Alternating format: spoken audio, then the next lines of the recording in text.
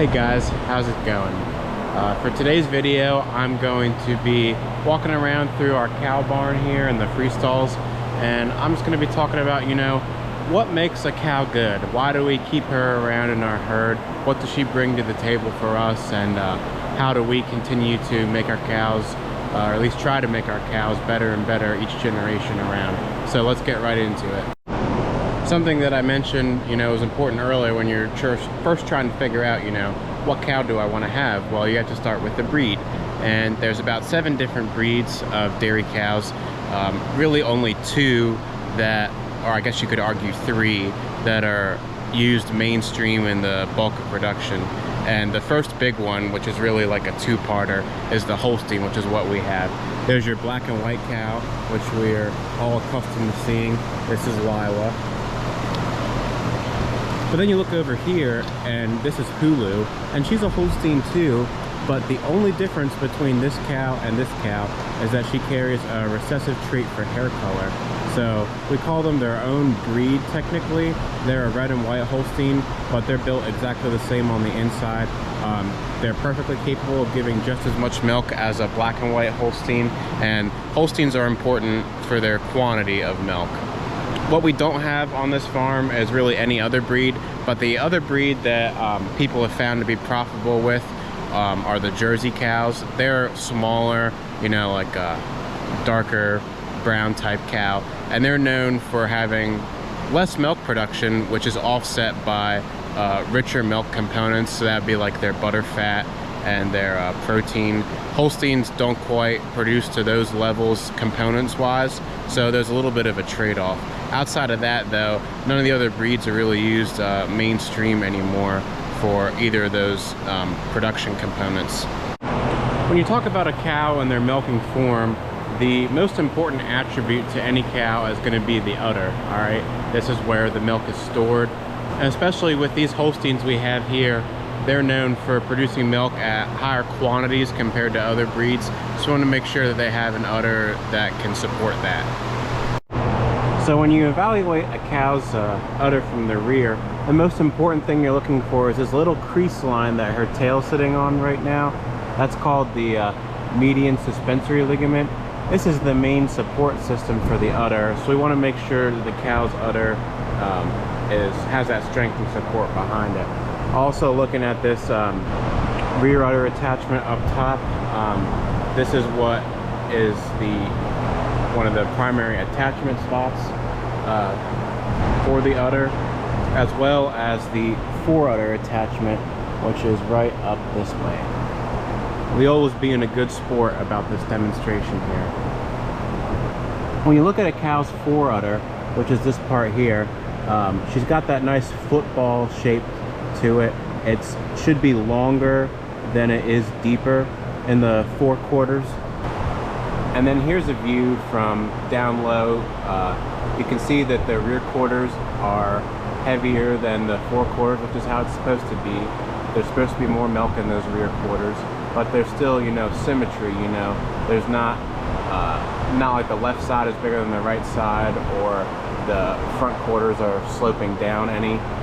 Leola's just 2 years old, but she's got a lot of the attributes of the udder that'll put her on the right track going forward. The next thing I'll mention that we look for in cows is just a more general term that we call dairyness. Something that's really important to cows for their strength and maintenance here. As we look at this rib, this cow's got a very deep rib that extends down through her barrel. That's very desirable. This cow also has a strong enough front end, a long enough head that's just going to be good for that support system there. Her back, is pretty flat. Doesn't have any major problems there, which is also something that ties back to feet and legs. If you have a cow whose back roaches a little bit, or maybe it's dipped some, that can tie in with some of those rump and leg potential issues. But this cow is nice and dairy. One more aspect that kind of ties into dairyness is what we call cleanliness. And no, this doesn't mean how actually clean is the cow, or like dirt-free is the cow. But what this is talking about is body condition. And it's something we want to control throughout the stage of lactation, which is the time that a cow's milking. When she first has her calf, she's going to experience a little bit of weight loss, greater milk production, and once she's a couple months in, she's going to kind of be in peak performance mode. She's going to be with that weight loss. You can tell the first place you want to look for when identifying weight loss or gain is here on the hips or the hooks. You can see this cow, they're not completely round. There's some bone definition there and some angles. Whereas this cow next to her, if you look behind her, she's in a little bit later lactation. They're a little bit more round on the hips. As a cow progresses through her lactation and eventually becomes pregnant to have another calf, which keeps her in that lactation cycle, by the way, which we don't just have calves just to have calves.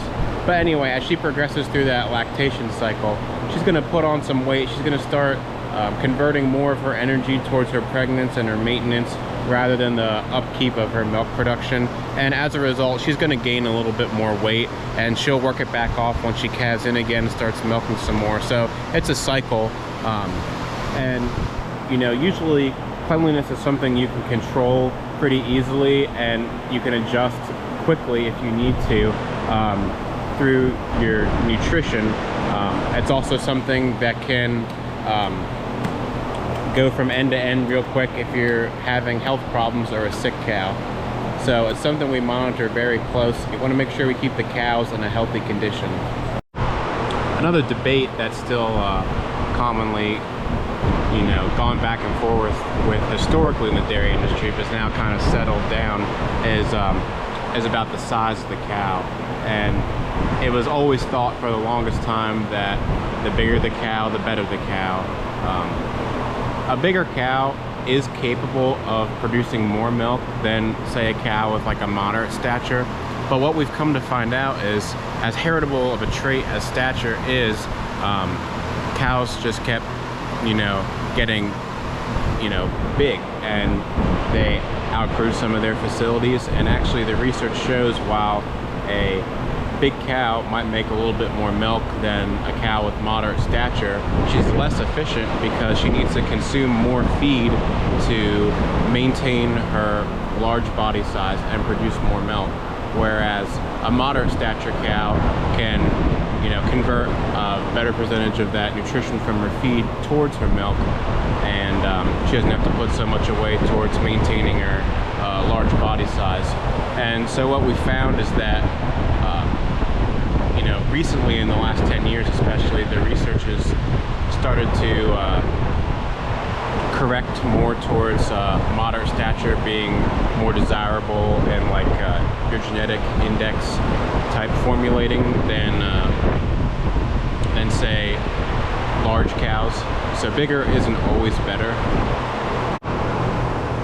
Here's Leola's rear legs. We don't really get concerned about the front legs of the cow any, but you can see they fall right in line below her rump. She's got plenty of room off the ground between her hooves and her dew paws. These are the pasterns right here, so you can see she has some strength to those. This right here is called the hock, and it's very baby bear. You don't want to have too much of one or too much of the other. So her legs aren't necessarily too straight, but they're also not too curved. So she's got the right support system set up from a side view.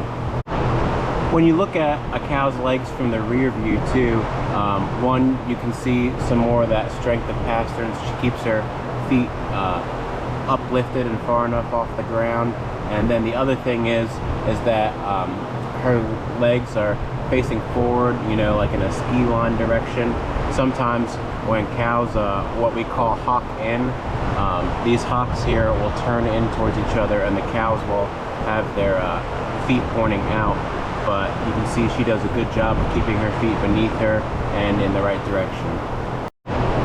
Rumps are pretty important on cows too, and you want to make sure you have the right structure, because sometimes they kind of go hand in hand with the legs.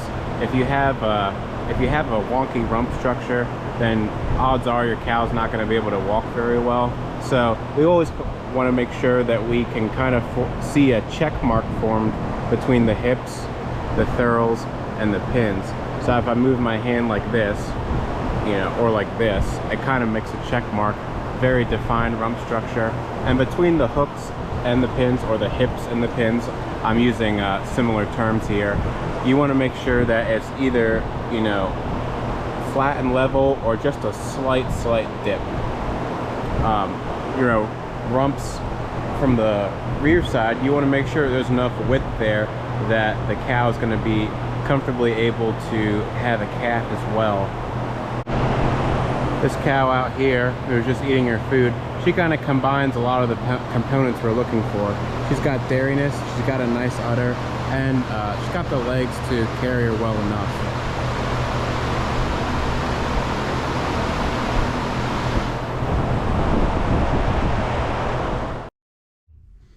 I'm back in the office now. We went through the barns and took a look at, you know, some of the physical features on a cow that makes a cow desirable. You know, we talked about udder, dairyness and cleanliness, rump, feet and legs, all that. Even talked about breed characteristic a little bit.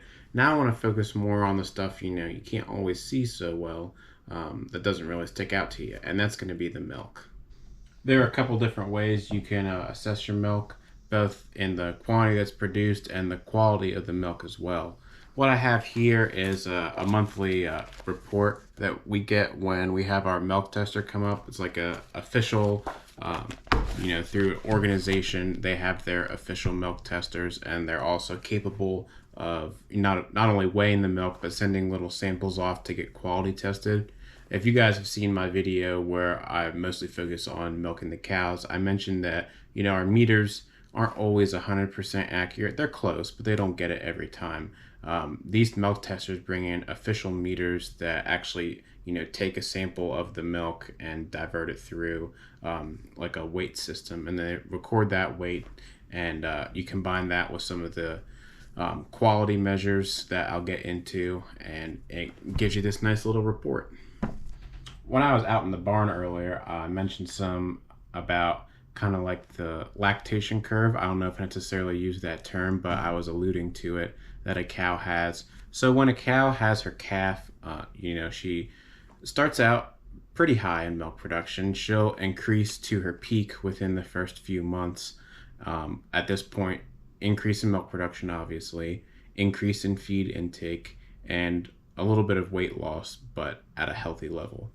And you know, she kind of hits her peak, and then, you know, when she becomes pregnant, she starts to put on some more of that weight, like I mentioned, you know, divert some of that energy she gets from her feed. Even if your cow doesn't get pregnant, she'll, you know, her decay will be a little slower in milk production, but it will come to that point. So that's why we rebreed cows, so they can begin that cycle again. So I have one test here. For one of these cows, I'm just going to go through and tell you some of the numbers. Her first month she was fresh, she had 99 pounds, and that's a daily production. Followed by the next month, she had 98.6. The month after that was 122 pounds, and then the month after that was 106 pounds. So that's, you know, pretty well hitting that first part of the lactation curve, where she starts off high and gets even higher in the milk production. When you look at probably the most important of the components is butterfat. I have this same cow's sheet here pulled up, and we typically prefer to look at it on a percentage basis. So how much, you know, how rich in butterfat is the milk. And this same cow in the first 4 months had 3.8%, 3.8%, 3.3%, and 3.0%. For a Holstein, that's probably a little bit below average, but she has had a lot of fluid milk production, so it's a little offsetting. It also puts a weighted average at the bottom through those first 4 months, those first 4 tests. She has a weighted average of 3.54%. It's not bad. I think the herd average is a little bit higher than that. Protein tends to run a little bit lower than butterfat. 3%, 2.7%, 2.5%, and 2.6%, for a weighted average of 2.7. That's also probably on the lower side. So this cow makes a lot of milk, but it's not necessarily, rich in components. So, if we were just using this cow's milk, it's all gonna get emptied into the tank together. But say like this cow's milk might be better for fluid milk production because it may not be as rich in that butter fat. Whole milk is 3.25% butter fat, so this cow on average was still producing over that amount. Sometimes when you have cows that produce above that, the butter fat's taken out to make other products that are a little bit richer, like butter, cheese, all that stuff. I talked about the Jerseys earlier. They're the ones who are a little bit more component rich, whereas like a Holstein might run in the area of 3.5 to 4.5, let's say, percentage butter fat. The Jersey would be much higher. You'd be looking at in the 5s and 6s percentage wise for butter fat. So they do have that more rich milk. The last major component that we really look for in milk quality is the somatic cell count, and this is just a measure in parts per million of somatic cells, also known as white blood cells or leukocytes.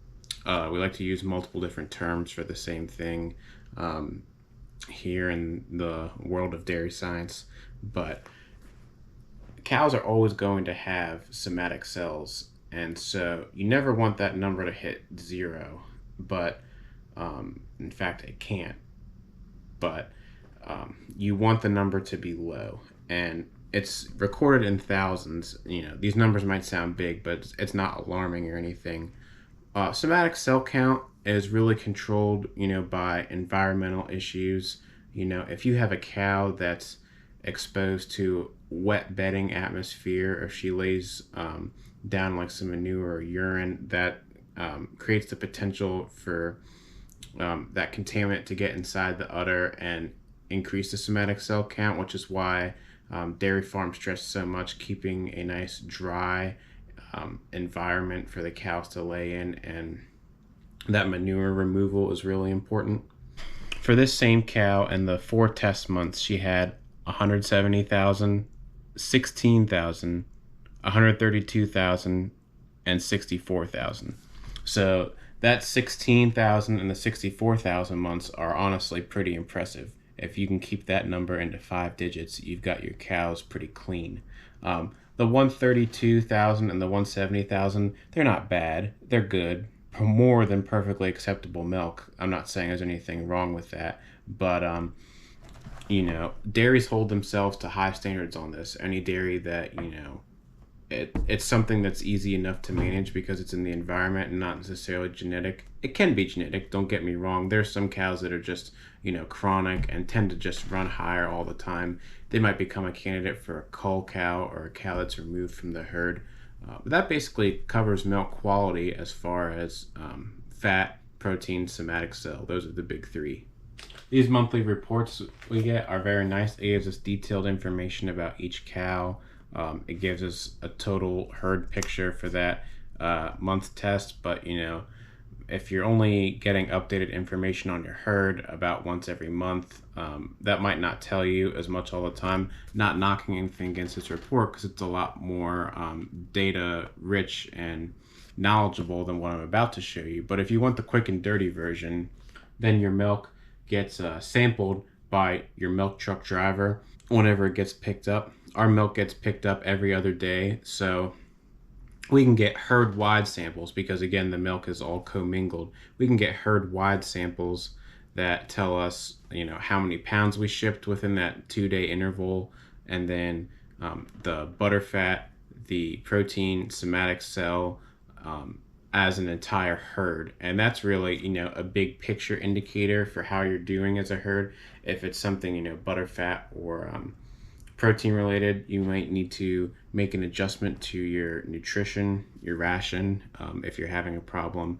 Somatic cell, then maybe it could be something like your milking procedures, your bedding, you know, maybe something's just up, you need to go out in the barns and check things out. So you get that information every other day. It's not on the individual cow level, but it sure gives you a pretty good picture of how you're doing as a farm.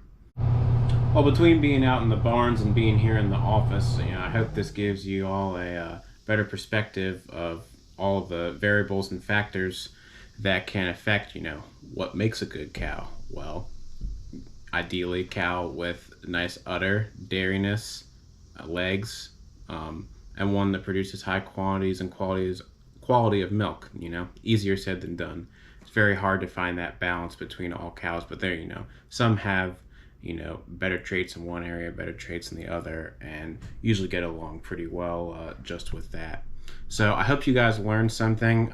This is also a different format of the videos I've been doing. A lot more talking in this one, which I like personally. Like to mix it up every now and again. You know, this wasn't a video where I was just, you know, performing some sort of task. Not that there's anything wrong with that, but, you know, let me know in the comments what you guys think of a nice little commentary video like this every now and again. If you are a dairy farmer, mention in the comments, you know, is there anything I missed out on? Is there anything you emphasize in your herd's breeding program? You know, what do you look for? Do you have something different than a farm that milks 120 Holsteins like this one? You know, don't hold back. Tell me all. Thank you guys for checking this one out, and we'll see you in the next one. Take it easy.